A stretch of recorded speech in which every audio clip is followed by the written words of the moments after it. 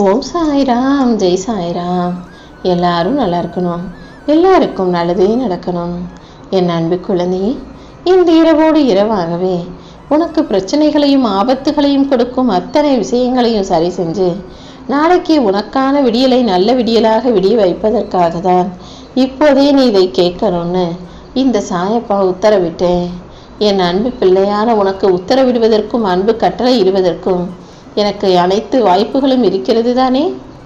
என்ன நம்புனா என் மேலே உனக்கு மரியாதை இருந்துச்சுன்னா இப்போது நான் சொல்கிறத நல்லா கேட்டு உன்னை நீ தெளிவுபடுத்திக்கோ. வாழ்க்கையில் எல்லாருக்கும் கஷ்டம் வரதான் செய்யும். உனக்கு கொஞ்சம் கஷ்டம் வந்தவனே முதல்ல நீ தவிச்ச துடிச்ச, அப்புறம் மறுபடியும் பிரச்சனையாக வருதுன்னு ஜோசியக்காரங்களை போய் பார்த்து இப்போ நேரம் சரியில்லையா, என்ன பண்ணலாம் ஏது பண்ணலான்னு பரிகாரம் போய் கேட்ட. அவர் சொல்லி உனக்கு எதுவும் சரியாகலன்னு தெரிஞ்சவனே அப்புறம் மறுபடியும் இன்னொரு ஜோசியக்காரனை நம்பி போறீங்க. கஷ்டம் மறுபடியும் வரும்போது ஜோசியக்காரரை மாற்றி எதுவுமே மாறலையே நினச்சிக்கிட்டு அப்புறம் வீட்டை மாத்துறீங்க. வீட்டை மாற்றி கூட சில பேருக்கு எதுவும் சரியாகலன்ற போது சரி நம்ம தெய்வத்தை மாற்றலாம்னு அவங்க இவங்கன்னு எல்லா தெய்வங்களையும் மாறி மாறி மாறி வணங்கி இப்போது அதுவும் என்ன செய்யறதுன்னு புரியாம குழம்பி போய் தவிச்சு போய் நிற்கிறியாயன் செல்லமே. இது நான் ஒன்றை மட்டும் வச்சு சொல்லலை, ஒன்றை போல என்னுடைய பல பிள்ளைகள் இந்த வழிதான தப்பை செஞ்சுக்கிட்டு இருக்கீங்க. ஒன்று வீட்டை மாத்துறீங்க, இல்லாட்டி ஜோசியக்காரரை மாத்துறீங்க, அப்படி இல்லாட்டி கும்பிடுற தெய்வத்தை முருகன் அவர் இவருன்னு எல்லாத்தையும் மாற்றி போயிடுறீங்க. முருகனை தேடி போறீங்க, வராகியை தேடி போறீங்க, இந்த சாயப்பாவை தேடி வர்றீங்க. ஆனால் நீங்கள் இப்போ உங்களையே உங்களுக்குள்ள இருந்து தேட போகிறீர்களேன்னு செல்லமே. முதல்ல கஷ்டம் வருது, ஒரு பிரச்சனை வருதுன்னா அதுக்கு கண்டிப்பாக நீயும் ஒரு விதத்தில் காரணமாக இருப்பாய் என்பதை புரிஞ்சுக்கிட்டு நீ என்ன தப்பு பண்ணுற, எங்கே தப்பு நடக்குதுன்னு யோசி. நீ ஒன்றை மாற்றிக்கும் போது மற்ற எல்லா பிரச்சனைகளும் தானாகவே சரியாயிடுன்றத நீ முதல்ல தெளிவாக புரிஞ்சுக்கோ என் செல்லமே. எப்போவுமே அது வேணும் இது வேணும்னு ஆசைப்பட்டுக்கிட்டே இருக்காம எது கிடைக்குதோ அதுவே போதும்னு நிறைவாக திருப்தியோடு வாழத் தொடங்கினாலே உன் வாழ்க்கையில் மகிழ்ச்சி வந்து சேர்ந்துடும்.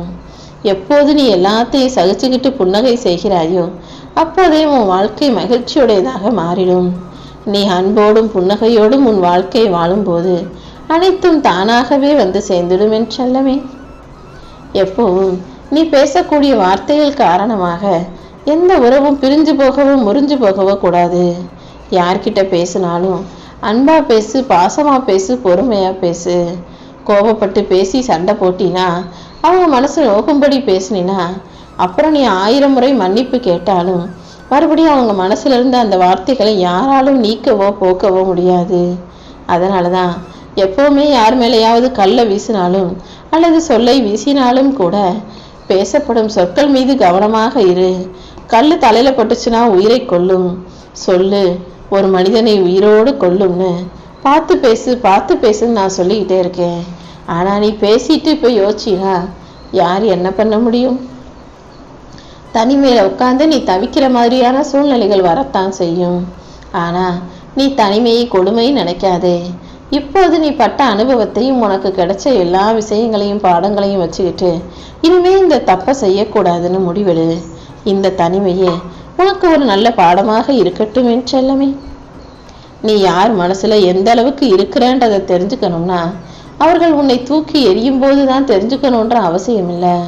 அவர்கிட்ட பேசும்போது அல்லது ஒரு சின்ன சண்டை வரும்போதே கூட அவங்க உன்னை பத்தி என்னெல்லாம் நினைக்கிறாங்கன்றத வார்த்தைகள்ல வெளியே கொட்டிடுவாங்க. அப்படி யார் உன்னை தூக்கி எறிஞ்சாலும் நீ மன வருத்தமோ வேதனையோ கொள்ளாதே. என்னை பொறுத்த வரைக்கும், இந்த சாயப்பாவை பொறுத்த வரைக்கும், இந்த கலிகால உலகத்துல எல்லாருமே தேவைக்காகவும் ஏதோ காரணத்துக்காக மட்டும்தான் மற்றவங்க கிட்ட பேசவும் பழகவும் செய்கிறாங்க. எதுவும் காரியம் ஆக வேண்டி இல்லாட்டி அவங்கவுங்க வீட்டில் உட்காந்து கதவை மூடிக்கிட்டு என் நேரம் தொலைபேசி தொலைக்காட்சின்னு பொழுதையும் வாழ்க்கையும் போக்குபவர்களாக இருக்காங்க. நீ அடுத்தவர்கள் தூக்கி எறியப்படும் தருணங்கள்ல அவங்க மனசுல நீ எந்த இடத்துல இருக்கன்றதை தெளிவா புரிஞ்சுக்கோ. தேடாத ஒன்று தேடி வரும்போது தேவை இருக்காது. உனக்கு தேவையில்லாத போது கிடைக்கிற விஷயங்கள் உனக்கு தேவைன்னு தேடி போனீன்னா பல சமயங்கள்ல கிடைக்க மாட்டேங்குது தானே. கவலைப்படாத, இந்த நிலைமை இப்போது அடியோடு மாறப்போகுது. நீ ஆசைப்பட்டதையெல்லாம் உன் கைகளில் சேர்த்து நீ வேணான்னு சொல்றதையெல்லாம் உன் வாழ்க்கையிலேருந்து நான் விலக்கி வைக்க போகிறேன். எப்போதும் எல்லாரும் நினச்சவனே போய் நிற்கிற ஆளா நீ இருக்காதே. சில நேரங்களில் கூப்பிட்டவனே ஓடி ஓடி போய் நின்னா அப்புறம் உனக்கு மதிப்பும் மரியாதையும் இல்லாமல் போயிடும். அவ்வப்போது கொஞ்சம் அரிதாகவும் இருந்தால்தான் எல்லாரும் உன்னை தேடி வருவார்கள். நீ மகிழ்ச்சியாக வாழும்படியும் மனநிறைவோடு வாழும்படியும் உனக்கான அனைத்தையும் இந்த சாயப்பா நான் செய்ய போறேன். வாழ்க்கை எப்போ எப்படி வேணும்னாலும் மாறட்டும். ஆனா உன்னுடைய எண்ணங்கள் யாரையும் காயப்படுத்தாமல் இருக்கும்படி நீ பார்த்துக்கோ. இப்போது நீ சந்திக்கிற, இப்போது நீ சமாளிக்கிற எல்லாமே அது இதுன்னு எதுவும் கடந்து போய் நீ எல்லாவற்றையும் சமாளித்து வாழ்க்கையை வாழதான் போற. ஆனா எல்லாமே கடந்து போகும் தவிர எதுவும் உன் மனசை விட்டு மறந்து போகாதல்லவா? இதே போலதான் மற்றவங்க மனசுலையும் நீ செய்கிற செயலும் நீ பேசுகிற பேச்சும் யார் மனசையும் விட்டு போகாது. அது மற்றவங்க மனசை நோக்கடிச்சிருன்றத நீ புரிஞ்சு நடந்துக்கோ. எப்போதும் நீ யாரையும் சார்ந்து இருக்க வேண்டாம். ஏன்னா நீ மற்றவங்களை முழுசா நம்பும்போது அவங்க எப்போ எப்படி உன்னை விட்டு போவாங்கன்னே சொல்ல முடியாது. யார் உனக்கு உதவி செஞ்சாலும் நீ அவர்களை மறந்துவிட வேண்டாம் என்று சொல்லவே. அதே போல யார் உன்னை நேசித்தாலும் நீ அவர்களை வெறுத்து ஒதுக்கவும் கூடாது. உன்னை நம்புபவர்களை நீ ஒருபோதும் ஏமாற்றிடக்கூடாதுன்ற முடிவோட வைராகியத்தோட உன் வாழ்க்கையை வாழ ஆரம்பி. மனசுல உண்மையான பாசம் வச்சிருக்கவங்க யாருமே தேவைக்காக மட்டுமே வந்து பழகிட்டு தேவை முடிஞ்சவனே விலகி போக மாட்டாங்க. உண்மையான பாசம் வச்சிருக்கவங்க நல்லது கெட்டதுன்னு எல்லா சூழ்நிலையிலையும் கூடவே இருந்து நல்லதை செய்யக்கூடியவர்களாக இருப்பாங்க.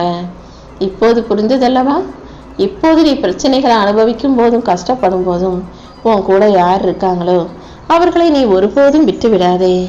உன்னுடைய இழப்புகளையும் உன் ஏமாற்றங்களையும் கஷ்டங்களையும் சரி செஞ்சு உனக்கான சந்தோஷத்தை கண்டிப்பா இந்த சாயப்பா உன் கைகளில் ஒப்படைக்கிறேன். நீ எதை இழந்தாலும் அதை விட சிறந்ததை கண்டிப்பாக உன்கால பெற முடியும். நீ எப்போதும் மனசை அமைதியா வச்சுக்கோ.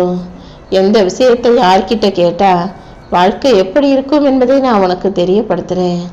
ஒரு அனாதை கிட்ட போய் தாயை பத்தி நீ கேட்டினா உனக்கு அதன் அருமை பெருமை புரிய வரும் என்று செல்லமே.